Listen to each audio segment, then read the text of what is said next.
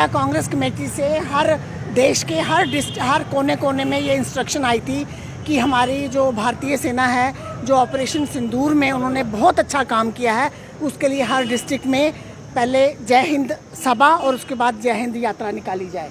और उनके सम्मान में भारत की फ़ौज ने बहुत अच्छा काम किया है और हमें नाज है हमारी भारतीय सेना पर, और उनके सम्मान के लिए हमने यहाँ जय हिंद यात्रा निकाली है। और दूसरी तरफ लोगों को ये भी गिला है कि भारत को पाकिस्तान के साथ आंख से आंख मिलाकर लड़ाई लड़नी चाहिए थी। 3 दिन में ही लड़ाई बंद कर दी गई। ऐसे लगता है कि लोग इस चीज़ का जवाब चाहते हैं कि भारत पीछे क्यों हटा। और लोग ये भी जानना चाहते हैं, राहुल जी ने लोगों की, जनता की आवाज़ को बुलंद किया है कि हमें ये भी बताया जाए, मोदी जी इस चीज़ का जवाब दें कि पहलगाम में सिक्योरिटी का लैप्स क्यों हुआ, इतना बड़ा हादसा क्यों हुआ, इतने लोग क्यों मारे गए, और वहाँ पे लोगों को, शहीदों का, जो पहलगाम में लोग मर गए उनको शहीदों का दर्जा दिया जाए। आज तक 2014 से लेकर 2025 तक 568 लोगों की आतंकवाद में जान चली गई है।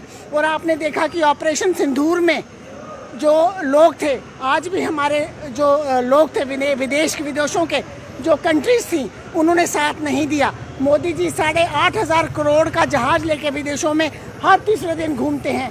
ये लोगों की कमाई है। और मैं समझती हूँ कि विदेश नीति क्या है कि मुसीबत के टाइम किसी भी विदेश जो कंट्रीज़ हैं उन्होंने हमारा साथ नहीं दिया। रियासी में आतंकवाद हमला हुआ, आज तक आतंकियों को नहीं पकड़ा गया। और पहलगाम में आतंकवाद हमला हुआ, आज तक आतंकियों को नहीं पकड़ा गया। इसका भी पुलवामा में भी जो हमला हुआ, उस आतंकवादियों को नहीं पकड़ा गया। मोदी जी को इस बात का जवाब देना होगा। और मैं समझती हूँ कि राहुल जी, गांधी जी की, खड़गे साहब की जो भी इंस्ट्रक्शन है, हम सिर्फ राहुल गांधी ही देश के एक नेता नहीं है, यहाँ हर बंदा जो है वो राहुल गांधी है।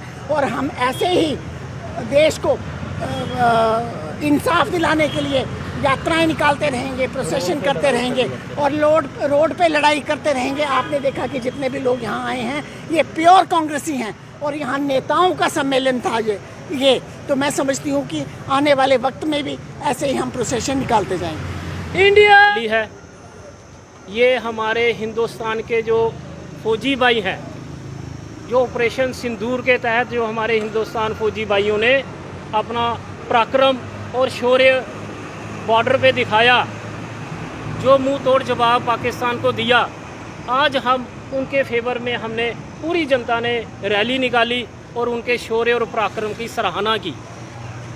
और जो फ़ौज हमारी हिंदुस्तान फ़ौज सक्षम है, और उन्होंने फ़ौज ने कहा भी था हमारी इसको हिंदुस्तान सरकार को कि हमें 1 हफ्ता और दे दो। आप पीओके की बात करते हो, हम पूरा पाकिस्तान हिंदुस्तान के साथ मिला लाएंगे।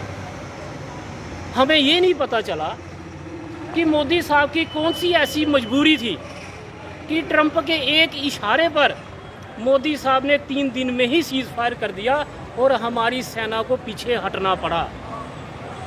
कि हमारी फ़ौज को पीछे करना पड़ा। एक दूसरा, जो हमारे विदेश मंत्री ने अपने ट्वीट में बोला कि हमने ऑलरेडी पाकिस्तान सरकार को बोल के रखा था कि हम आपके आतंकी ठिकानों पर हमला करने वाले हैं। मुझे बताइए, क्या ये देशद्रोह नहीं है? क्या अपने देश की नीति हमारे दुश्मन देश को बतानी कि हम आपके आतंकी ठिकानों पे हमला करने वाले हैं? क्या मुझे बताइए कि क्या पाकिस्तान के आका जो आतंकी हैं, भाई हैं, उनके आका हैं, क्या उनको वो वहाँ पे रखता? उन्होंने वहाँ से सारे आतंकी निकाल लिए। ये देशद्रोह है। हम चाहते हैं कि देशद्रोह का मुकदमा उस हमारे मंत्री पर, जो सरकार में मंत्री है, उस पर होना चाहिए।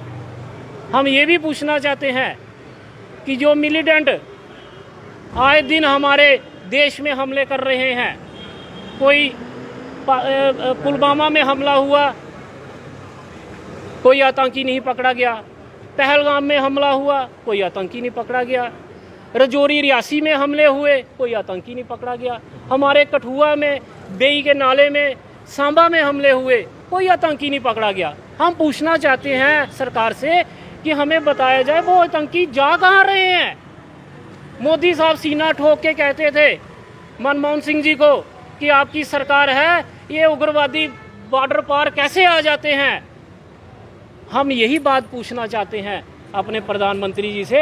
अब वो बताइए कि ये मिलिटेंट बॉर्डर पार कैसे आते हैं, कौन लाता है इन्हें हिंदुस्तान के अंदर? और वो मार के हमारे सिविलियन को, फौजी भाइयों को मार के कहाँ भाग जाते हैं वो लोग, कहाँ चले जाते हैं?